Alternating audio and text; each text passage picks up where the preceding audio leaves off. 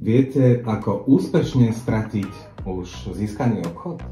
Stalo sa vám niekedy, že ste mali pocit, že ste uzavreli obchod, no zákazník nakoniec nič nekúpil? Vtedy ste s veľkou pravdepodobnosťou nezachytili nákupné signály a pokračovali ste v predaji. Nákupné signály môžu byť verbálne, otázky o produkte, vyjadrenie záujmu, spokojnosť s vlastnosťami produktu a podobne, alebo neverbálne, pozornosť, úsmev, prikývnutie. Niekedy povie zákazník rovno, dobre, chcem to. A predajca stále pokračuje v presvedčení. Prečo tieto signály prehliadame? Často kvôli nedostatočnému tréningu, prílišnému tlaku na pílu, alebo k nedostatku pozornosti a empatie. Čo tým riskujeme? Stratu dôvery, reputácie, zbytočné náklady a nakoniec aj ten samotný predaj. Ako sa tomu dá vyhnúť? Aktívne počúvajte zákazníka.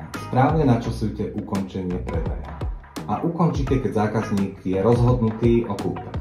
Potvrďte jeho rozhodnutie, poďakujte sa a navrhnite ďalšie kroky. Kde, kto, čo, ako transakcia prebehne.